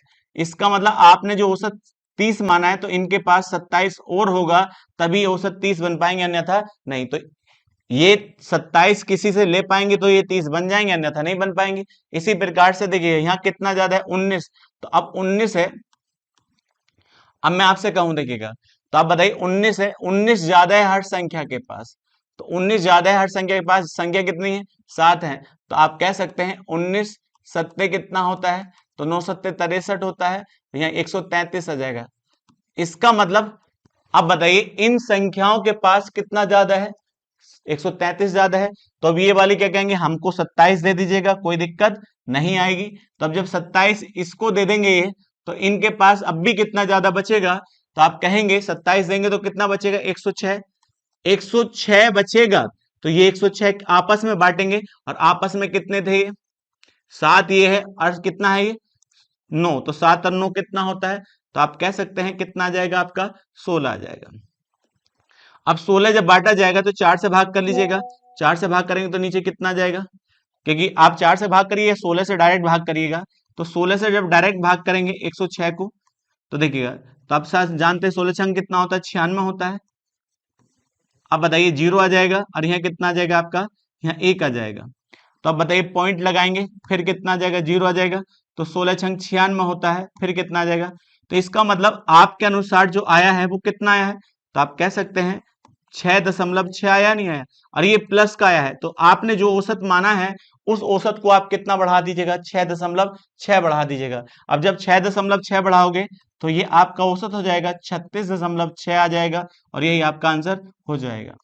करने को आप योग से करिए, क्योंकि आपके ऊपर डिपेंड करता है। इससे थोड़ी सी गुणा भाग हल्की हो जाती है, क्योंकि एग्जाम में ये पॉइंटों की गुणा भाग ज्यादा आती है। आगे बढ़ते हैं नेक्स्ट क्वेश्चन पर। नेक्स्ट क्वेश्चन क्या कहता है, देखिए, निम्नलिखित संख्या के समुच्चय का औसत ज्ञात करिए। तो जब आप बताइए इन सबको जोड़ेंगे, इन सबको जोड़ेंगे तो औसत क्या होता है, औसत होता है योग बटे संख्या होती है। तो आप सबका इनका योग करिएगा और बटे संख्या से भाग कर दीजिएगा। जब इनका योग करोगे तो कितना आएगा, 58, 58 आएगा। और कितनी संख्या है ये, 1 2 3 4 5 6 7 8 9, 9 से भाग करेंगे। जब 9 से भाग करेंगे इसको, तो आप कितना आएगा, 650.89 आपका आंसर जाएगा। क्योंकि ये देखिए गुणा भाग का क्वेश्चन है, अपने आप से कर सकते हैं, कोई भारी नहीं है। चलिए नेक्स्ट क्वेश्चन आपका है, किसी टोकरी में रखे हुए सेब का औसत भार 50 किलोग्राम है। अब एक बात बताइए, एक टोकरी है, इसमें क्या रखे हैं, सेब रखे हैं, और सेब का औसत भार दे रखा है, औसत भार है 50 किलोग्राम। तो आप कह सकते हैं हर सेब कितने किलोग्राम का है, 50 किलोग्राम का है। अब उसने कहा यदि कितने सेब, 6 सेब और बढ़ा दी जाएं, कितने सेब, 6 सेब और बढ़ा दी जाएं, तो आप कह सकते हैं जो 6 सेब बढ़े हैं मगर उनका औसत भार कितना है, औसत भार जो है 60 किलोग्राम है। इसका मतलब हर सेब जो इस समय जो आ रहा है या बढ़ाया जा रहा है वो कितने किलोग्राम का है, 60 किलोग्राम का है। तो ऐसा करने से, तो इसका मतलब कितने सेब ज्यादा हो चुके हैं पहले से, 6। तो ऐसा करने से औसत भार जो हो जाता है पहले के अनुसार कितना बढ़ जाता है, 5 बढ़ जाता है। इसका मतलब कितना भार हो जाता है, 55 किलोग्राम भार हो जाता है। या तो एक्स में मान लीजिएगा, एक्स मानिएगा तो पहले टोकरी में कितने सेब थे, एक्स सेब थे, और टोटल भार कितना था, औसत भार 50 था, तो कुल योग कितना होगा, कुल भार, तो कुल भार हो जाएगा आपका 50 एक्स हो जाएगा, नहीं हो जाएगा। अब देखिए एक्स से कितने बढ़ा दी गए 6, तो आप कह सकते हैं कुल भार यहाँ कितना हो जाएगा, कुल भार हो जाएगा यहां पर हो जाएगा कितना होगा 55 और x प्लस 6 हो जाएगा। अब बताइएगा ये कितने सेब का भार है, x प्लस 6 का, और ये कितने का है, x का, तो दोनों का अंतर 6 सेब का भार ही तो होगा। अब जब दोनों का अंतर करेंगे तो अब बताइए इसका योग कितना होगा, 55x प्लस 330 होगा, नहीं होगा, और इसका अंतर इस वाले में से कर देंगे 50x, और बराबर कितने का होना चाहिए, क्योंकि हर देखिएगा औसत भार कितना है 60 है, और कितने सेब है 6 सेब है, तो इसका मतलब हम कह सकते हैं टोटल जो आने वाले सेब हैं वो कितने किलोग्राम के हैं, 360 किलोग्राम के। तो इसमें से इसको घटाएंगे तो 360 किलोग्राम आना चाहिए, नहीं आना चाहिए, क्योंकि ये कितने सेब थे, एक्स सेब थे, और ये कितने थे, एक्स प्लस 6, तो दोनों के अंदर 6 ही सेब तो बचेगा। अब बताओ यहां से कितना आएगा 5x, और इधर जब उधर जाएगा घटेगा ये वाली संख्या, तो 30 बचेगी, और 30 को हम 5 से भाग करेंगे तो x का मान क्या आ जाएगा, 6 आ जाएगा। आपको इस तरह से करना चाहिए था, तो कर सकते हैं, मगर इसे ओरल भी कर सकते हैं, कैसे कर सकते हैं देख सकते हैं। पहले कितने सेब थे हमें नहीं पता, मगर हमें ये पता है कि उनका भार कितना था, तो 50 किलोग्राम था। अब एक बात बताइए, यदि हर सेब आज भी 50 किलोग्राम का आता तो औसत पर कोई फर्क नहीं पड़ता, पहला सेब भी, दूसरा सेब भी, तीसरा सेब भी, चौथा सेब भी, और पांचवा छठा सेब भी यदि कितने किलोग्राम का आता है, 50 किलोग्राम का आता, कोई परिवर्तन नहीं होता। तो मगर आया कितने का है, 60 किलोग्राम का, तो हम ये मान लेते हैं ये भी कितने का है, 50 किलोग्राम का, ये भी 50 किलोग्राम का, और हर सेब को कितना किलोग्राम का मान लीजिए, 50 का। जब 50 का मानते तो जितने, देखिएगा जितने सेब हैं इस समय सबका औसत भार कितना होता, क्योंकि औसत के बराबर कोई आए और औसत के बराबर कोई जाए तो कोई परिवर्तन नहीं होता। तो हर सेब जब आपने 50 किलोग्राम का मान लिया है तो आज भी औसत कितना होता है, 50 किलोग्राम होता है। लेकिन बाद में सवाल में ये बताया गया है औसत 50 किलोग्राम नहीं है, 50 से बढ़ चुका है कितना, 5 किलोग्राम। तो ये 5 किलोग्राम क्यों बढ़ा होगा, क्योंकि जो संख्या आ रही है वो औसत से ज्यादा है। तो औसत से ज्यादा कितनी है, क्योंकि हमने माना कितना था 50 का, मतलब ये कितने के थे 60 के थे, तो औसत से हर संख्या कितनी ज्यादा है, 10 ज्यादा है। तो आप कह सकते हैं 10 कितने में ज्यादा है, 60 हो चुकी नहीं, 10 कितने में ज्यादा है, 6 में, तो 60 हो जाएगा। तो ये 60 संख्या बढ़ी है पहले वाले से, या 60 योग बढ़ा है पहले वाले से, तो 60 योग बढ़ा है, तो 60 बढ़ाइए, योग बढ़ा है, कितने में के कारण बढ़ा है, औसत कितना बढ़ा है, 60 के योग के कारण औसत कितना बढ़ा, 5, तो 5 से हम भाग करेंगे तो कितना आ जाएगा, 12 आ जाएगा। इसका मतलब इस समय कितने सेब हैं आपके पास, 12 सेब हैं। अब बताइए 12 सेब तो इस समय है, और बढ़ाए कितने के थे, 6, 6 बढ़ाएंगे तो पहले कितने होने चाहिए, 6 ही सेब तो होने चाहिए। तो आप इस तरह से भी सवाल कर सकते हैं, और आप एक्स में भी कर सकते हैं, आप सीधा सोच के भी सवाल को किया जा सकते हैं। अगले सवाल पढ़ते हैं, देखिएगा एक परीक्षा में, एक कक्षा में 25 छात्रों का औसत कितना था, तो 25 छात्र थे और उनका औसत कितना था, औसत अंक 19 था। अब उसने कहा यदि बाद में शिक्षक को पता चला कि दो छात्रों के अंक 14 और 15 के बजाय, इसका मतलब क्या है, 14 और 15 की बजाय क्रम से 18 और 19 लिखे गए, इसका मतलब जो लिखे गए हैं उनके हिसाब से औसत आ चुका है, क्योंकि जो लिखे गए उनके हिसाब से क्या आ चुका होगा, योग आ चुका होगा, और योग कितने में बट गया होगा, बच्चों में, बच्चों की संख्या में, तो औसत निकाला जा चुका होगा, नहीं जा चुका होगा, क्योंकि जो चीज लिखी जा चुकी है उसके हिसाब से औसत आ चुका है। तो आप बताइए मेरे हिसाब से 18 और 19 कितना होता है, तो आप कह सकते हैं 37 होता है। अब यहां देखिएगा, और यहां कितना है, 29 है, तो आपको जोड़ना कितना था, 29 जोड़ना था, मगर जुड़ कितना गया है, 37, तो इसका मतलब योग ज्यादा जुड़ा है। तो कितना ज्यादा जुड़ा है, तो आप घटाएंगे तो आप कहेंगे 8 योग ज्यादा जुड़ा है, कितने बच्चों में, तो आप कहेंगे 25 बच्चों में। अब ध्यान दीजिएगा, गड़बड़ ना हो, तो इसका मतलब आपका योग ज्यादा जुड़ा है तो औसत अब कम हो जाएगा, नहीं हो जाएगा, क्योंकि आप कम करेंगे तो औसत कम हो जाएगा। अब बात बताइए, जब मैं आपसे यहां कहता हूं तो कितना आना चाहिए, तो 8, 25 से किसको भाग कर दीजिएगा, 25 से 8 को भाग करिए, पॉइंट लगाएंगे, 0 आएगा, 25 दूनी 50 होता है, और 25 तिया कितना होता है, 75 होता है। अब यहाँ कितना आ जाएगा 5 और 25 दूनी 50 होता है, तो इसका मतलब इसको हम भाग करेंगे तो आपका कितना आएगा 0.32। इतना औसत कम करना है आपको, जो औसत दिया है, तो पहले कितना दिया है आपका 19 दिया है, 19 में से हम घटाएंगे तो यहाँ क्या आएगा देखिएगा 8 आ जाएगा, और यहाँ कितना आ जाएगा 6 आ जाएगा, और यहाँ 18 आ जाएगा। तो आपके अनुसार सही औसत कितना होना चाहिए 18.68 होना चाहिए, और यही इसका आंसर हो जाएगा। चलते हैं नेक्स्ट क्वेश्चन पर। नेक्स्ट क्वेश्चन क्या कहता है 32 छात्रों का औसत कितना है 70 किलोग्राम है, एक शिक्षक के वजन को शामिल कर लिया जाए तो कितने छात्र थे 32 छात्र थे, और इनका औसत वजन कितना था 70 किलोग्राम था। अब एक टीचर को शामिल किया जाता है, तो आप जानते हैं अध्यापक आता है। अब ये बताइएगा यदि आपको ये पता हो कि औसत के बराबर कोई आए और औसत के बराबर कोई जाए तो कोई फर्क नहीं पड़ता है, तो हम ये मान लेते हैं जो टीचर आ रहा है वो कितने किलोग्राम का है थोड़ी देर के लिए 70 किलोग्राम का, तो संख्या कितनी हो जाती आने से 33 हो जाती। और जब औसत के बराबर कोई आया है, औसत के बराबर कोई आता है या कोई जाता है तो औसत पे कोई फर्क नहीं पड़ता है, तो हमारे हिसाब से कितना होना चाहिए था 70 होना चाहिए था। यदि 70 से बड़ा है तो इसका मतलब ज्यादा का है, और 70 से कम हुआ है तो क्या औसत कम हो जाएगा। तो अब एक बात बताइए शिक्षक के आने से औसत भार कितना हो जाता है 70.5। यदि वह 70 किलोग्राम का आता टीचर तो कोई फर्क नहीं पड़ता। अब देखिए कितना होता है 70.5, तो इसका मतलब कितना औसत बढ़ा है 0.5 का, और ये औसत वृद्धि है तो सारी क्लास के अंदर होनी चाहिए। तो इस समय क्लास में कितने बच्चे हैं 33 हैं, टोटल संख्या तो 33 है। तो अब बताइए 33 गुणा 0.5 तो 1/2 लिख सकते हैं इसको। तो अब बताइए यहाँ कितना आएगा 16 दूनी 32 होता है, 32.5 किलोग्राम ज्यादा होना चाहिए किससे 70 से। तो 70 में हम जोड़ेंगे तो कितना है 16 कितना 5 है, तो कह सकते हैं जो टीचर आया है वो कितने का होगा 86.5 किलोग्राम का टीचर आया होगा। एक्स में भी कर सकते हैं कोई दिक्कत नहीं है, तो आपका आंसर क्या हो जाएगा 86.5 इसका आंसर हो जाएगा। आगे कहता है देखिए 100 अंकों की एक हिंदी की परीक्षा में 11 विद्यार्थियों को 78 अंक प्राप्त हुए बेटा।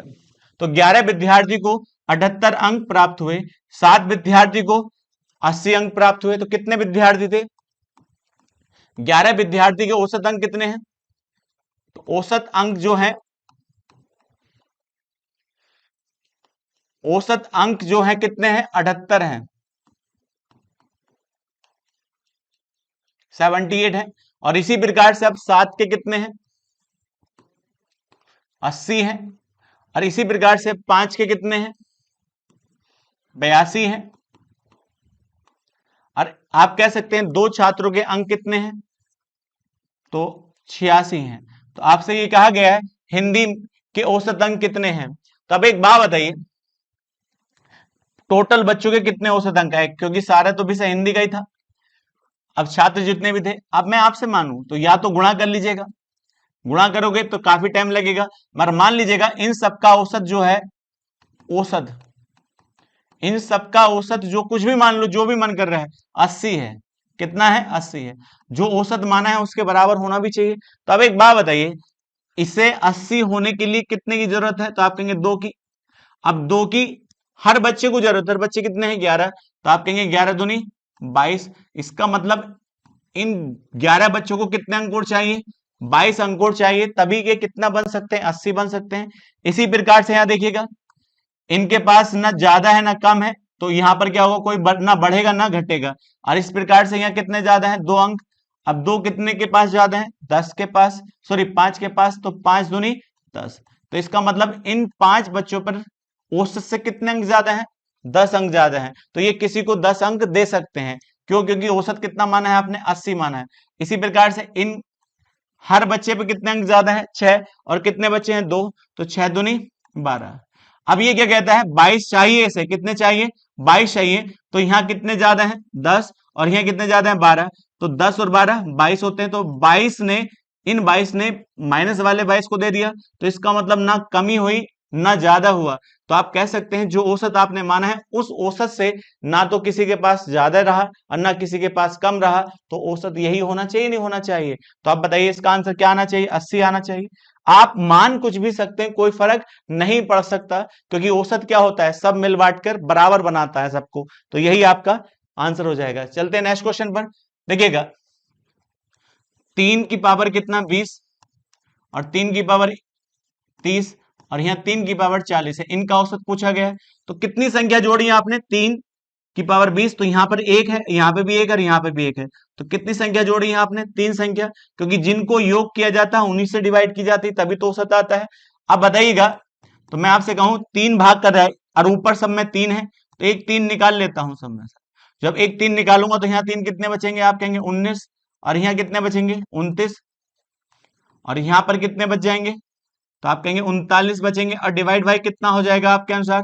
3, 3 से भाग करेंगे तो आप कहेंगे 3 की पावर 19 प्लस 3 की पावर 20 और प्लस 3 की पावर 39 हो जाएगा, और यही आपका आंसर हो जाता है। तो आप कह सकते हैं कौन सा आंसर हो जाएगा इसका? डी आंसर हो जाएगा। चलते हैं नेक्स्ट क्वेश्चन पर। नेक्स्ट क्वेश्चन क्या कहता है? एक कंपनी में सभी कर्मचारी का औसत वेतन 20,000 है। जितने भी कर्मचारी हैं उनका वेतन कितना है? 20,000 है, मगर समूह एक एक कर्मचारी का औसत वेतन कितना है? वो कहता है समूह एक एक कर्मचारी का औसत वेतन कितना है? 32,000। ग्रुप ए वाले 32,000 रुपए है, और जबकि समूह बी वाले कितने का है? उनका वेतन जो है 18,000 रुपए। तो अब एक बात बताइए, कंपनी में तो दोनों प्रकार के कर्मचारी हैं, तो दोनों प्रकार के जब कर्मचारी एक साथ बैठेंगे तो उनका औसत कितना आएगा? 20,000 आएगा, नहीं आएगा? तो इसमें आपका एलिगेशन लग सकता है। एलिगेशन लगाएंगे, देखिएगा कितना सिंपल हो जाएगा, क्योंकि 20,000 में से 18,000 जाएंगे तो यहाँ कितना बचेगा? 2,000, और यहां से बचेगा 12,000। तो दो 3 जीरो से 3 जीरो काट सकते हैं, 2 से काटेंगे तो कितना आएगा? 1:6 आएगा। तो ये क्या है? ये समूह एक एक कर्मचारी की संख्या है, और ये क्या है? ये समूह बी के कर्मचारी की संख्या है। तो आपको क्या दिया है बताइएगा? समूह बी के कर्मचारी की संख्या 72 दे रखी है, तो मेरे हिसाब से 6 है, और 6 बराबर 72, तो एक का मान कितना आएगा? 12। देखिए एक का मान कितना आएगा? 12 आएगा। एक का मान कितना आएगा? 12। जब एक का मान 12 आ चुका है तो एक की संख्या ही 12 हो जाएगी, और ये किसकी समूह की संख्या है? एक के समूह की संख्या है, तो यही इसका आंसर आ जाएगा। चलते हैं नेक्स्ट क्वेश्चन पर। अब एक बात बताइए, नेक्स्ट क्वेश्चन क्या कहता है? 8 लड़कों द्वारा प्राप्त किए गए औसत अंक कितने हैं? 72 है, और यदि 3 लड़कियों के स्कोर को भी शामिल कर लिया जाता है तो 8 लड़कों का औसत स्कोर कितना था? औसत अंक 72 है। और उसने कहा यदि 3 लड़कियों के स्कोर को भी शामिल कर लिया जाता है तो औसत कितना बढ़ जाता है? 3। देखिए औसत 3 बढ़ जाता है, तो 3 लड़कियां और शामिल करेंगे तो टोटल संख्या कितनी हो जाएगी? 11, और उनका औसत कितना हो जाता है? औसत अंक कितना हो जाता है? 3 बढ़ जाता है, तो इसका मतलब हम कह सकते हैं 75 हो जाता है। अब एक बात बताइए, यहाँ कुल कुल अंक निकाल लीजिएगा, कुल अंक कितने हैं? तो आप कहेंगे कुल अंक कितने हैं? तो 72 गुणा 8 हो जाएगा, 8 दूनी 16 होता है, 8 सत्ते 56, 56 और 1 57 हो जाएगा। अब इसी प्रकार से देखिए यहाँ कितने हो जाते हैं? 75 गुणा 11 हो जाते हैं, 11 पंजे 55 होता है। अब 11 सत्ते 77, और 77 में हम जब कितना जोड़ेंगे? 5, तो कितना हो जाएगा? 82 हो जाएगा। अब बताइए ये 8 और ये 11 है, तो अब इन दोनों का अंतर करेंगे तो 3 लड़कियों के तो अंक आ जाएंगे। तो अब बताइए 825 और यहाँ 576 है, तो घटाएंगे तो यहाँ 9 आ जाएगा, और यहाँ 4 आ जाएगा, और यहाँ कितना आ जाएगा? तो आप कह सकते हैं 7, 7 में 2 आ जाएगा, तो कितने आया? तो 249। अब 249 कितने? 3 लड़कियों के अंक हैं, ये 3 लड़कियों के अंक है, तो आप 3 से भाग कर दीजिएगा। 3 अट्ठे 24 होता है, 3 तिया 9 होता है, तो कितना आना चाहिए? 83, और यही इसका आंसर हो जाएगा। अब कोई बच्चे कैसे हम ओरल करना चाहते तो ओरल भी कर सकते हैं। तो देखिए 8 थे, 8 बच्चों का औसत कितना था? 72 थे, तो 3 लड़कियां आई, तो 3 लड़कियां, कितनी लड़कियां आती हैं? 3 लड़कियां आती हैं। अब 3 लड़कियां आती हैं, औसत के बराबर कोई आए तो औसत 72, 72 और 72 आता है, तो कोई फर्क नहीं पड़ता। तो कितने छात्र हो जाते? 11, मगर औसत कितना होना चाहिए था? औसत कितना होना चाहिए था? तो आप कहते 72 ही होना चाहिए था, मगर 72 से देखा गया कितना बढ़ गया? 3 बढ़ गया। तो 3 किस में बढ़ा? तो आप कह सकते हैं 33 में बढ़ा है, तो 11 में बढ़ा है, तो 3 की वृद्धि हुई है 11 में, तो 11 तिया 33। तो इसका मतलब पहले कितना योग था, तो आप कहेंगे 72 गुणा 3। तो आप कह सकते हैं 3 दूनी 6, 3 सत्ते 21 हो जाएगा। और कितना और जोड़ दीजिएगा, तो आप जब जोड़ेंगे 33 जोड़ेंगे तो आप देखिएगा यहाँ 9 आ जाएगा, 4 आ जाएगा और यहाँ 200। तो तीनों बच्चों के अंक कितने होंगे, 249 की। यहाँ भी कितने आए थे, 249, वहां भी कितना है, 249। तो डायरेक्ट भी आप कर सकते हैं, तो कोई भारी काम नहीं है, क्योंकि एवरेज का हर सवाल ओरल किया जा सकता है। चलते हैं अगले क्वेश्चन पर। एक शो में प्रत्येक दर्शक से पहले दिन 10 रुपए और दूसरे दिन 5 रुपए और तीसरे दिन कितना, 2 रुपए शुल्क लिया जाता है, और 3 दिनों में कुल उपस्थिति 15, 2 और 3 थी। तब बताइए एक शो में प्रत्येक दर्शक से कितने रुपए लिए जाते हैं, पहले दिन के कितने 10 रुपए लिए जाते हैं, और दूसरे दिन के कितने रुपए लिए जाते हैं, तो वो कहता है 5 रुपए लिए जाते हैं, और तीसरे दिन के कितने रुपए लिए जाते हैं, यहां पर कितने लिए जाते हैं, 2 रुपए का शुल्क लिया जाता है। और इनका रेशियो कितना है, 15 है, 2 है, और यहाँ क्या है, 3 है। तो आप कह सकते हैं टोटल शुल्क यहाँ पर कितना हो चुका है, 150, और यहाँ टोटल शुल्क कितना हो चुका है, 10, और यहाँ टोटल शुल्क हो चुका है 6। तो जब हम टोटल जोड़ेंगे तो कितना आएगा, 166 आएगा। अब 166 आएगा, अब टोटल दर्शक कितने थे आप बताइएगा, 5 और 17, 3 20 हो जाएगा। अब 20 से हम भाग करेंगे इसे, तो पहले 2 से भाग कर लीजिए, तो यहाँ कितना आएगा, 8 और 3 आ जाएगा, और डिवाइड बाई 10 आ जाएगा, नहीं आ जाएगा। अब जब इससे इसको भाग करेंगे तो आपका आंसर क्या आएगा, 8.30। इसका करेक्ट आंसर हो जाएगा पहला ऑप्शन। चलते हैं नेक्स्ट क्वेश्चन पर। उसने कहा देखिए एक क्रिकेट खेल के पहले 20 ओवर, सॉरी, एक क्रिकेट खेल के पहले 20 ओवर में रन रेट कितना था, तो 20 ओवर का रन रेट जो था वो क्या था, 2.4 रन प्रति ओवर। इसका मतलब क्या है, एक ओवर में कितने, 2.4, तो कुल रन कितने होंगे, 2.4 गुणा 20, तो कुल रन निकाल लीजिएगा कितने के, 20 ओवर के। तो अब बताइए यहाँ कितना आएगा, 48 रन आ चुके हैं। अब टोटल देखिएगा, उसने कहा 308 का लक्ष्य पर पहुंचना है, तो 308 का लक्ष्य पहुंचना है, 20 ओवर में कितने रन बन चुके हैं, तो आप कह सकते हैं 48 बन चुके हैं। तो 308 में से कितना घटा दीजिएगा, 48 घटा दीजिएगा, 0, और यहाँ कितना बचेगा, 260। इसका मतलब अभी जो रन बनाने हैं वो कितने बनाने हैं, 260 रन बनाने हैं, और ओवर कितने बचे हैं, 30 ओवर बचे हैं। अब एक बात बताइएगा, यदि मैं आपसे कहूं 30 ओवर बचे हैं, 260 रन बनाने हैं, तो औसत निकालना है, तो औसत क्या होता है, योग बटे संख्या। तो 260 रन बनाने हैं अभी कितने ओवर में, 3 ओवर में, 0 से 0, 3 अट्ठे क्या होता है, 24 होता है, 3 अट्ठे क्या होता है, 3 से भाग करेंगे, 3 अट्ठे 24 हो जाए, बच्चा कितना है, तो आप कह सकते हैं यहाँ पर क्या आएगा, 8.7, इसका करेक्ट आंसर हो जाएगा। चलते हैं नेक्स्ट क्वेश्चन पर। नेक्स्ट क्वेश्चन क्या कहता है, एक परीक्षा में 3 छात्रों द्वारा औसत अंक x था, तो 3 छात्रों द्वारा, तो 3 छात्र थे, उनका औसत कितना था, औसत जो था अंक था उनका x था, कितना था, x था। तो कुल रन कितने हो चुके हैं, कुल रन हो चुके हैं आपके 3x हो चुके हैं। अब आगे क्या कहा, यदि नए छात्र के अंक भी शामिल कर लिए जाते हैं तो औसत अंक 2 बढ़ जाता है। तो अब बताइए नए छात्रों ने परीक्षा में, देखिएगा नए छात्रों को शामिल किया गया, अब हमें नहीं पता कितने छात्र थे, क्योंकि उसने कहा एक नए छात्रों के औसत अंक को शामिल कर लिया जाता है, ये अंकों को शामिल कर लिया जाता है, तो औसत अंक कितना बढ़ जाता है, 2 बढ़ जाता है। तो कितने हो जाते हैं, 4 हो जाते हैं, और 4 का औसत अंक जो हो जाता है वो कितना हो जाता है, x + 2 हो जाता है। तो कुल भार कितना हो जाएगा, कुल भार कह रहा हूं, कुल रन कितने हो जाएंगे, तो आप बताइए 4x + 2 हो जाएगा, तो इसको हम लिखेंगे 4x + 8 हो जाएगा। तो ये बताइए ये कितने छात्र थे, 3, और ये कितने थे, 4, दोनों का अंतर करिए, तो एक छात्र का आ जाएगा, नहीं आ जाएगा, जो छात्र शामिल हुआ है, तो दोनों का अंतर करेंगे तो आप कहेंगे 4x + 8, और इसमें से कितना घटा दीजिएगा, 3x घटा दीजिएगा, x + 8 आ जाएगा, और ये उसके अंक होंगे जो शामिल किया गया है, तो यही आपका आंसर हो जाता है। ये आज की वीडियो का लास्ट क्वेश्चन है। नेक्स्ट क्वेश्चन में मिलते हैं।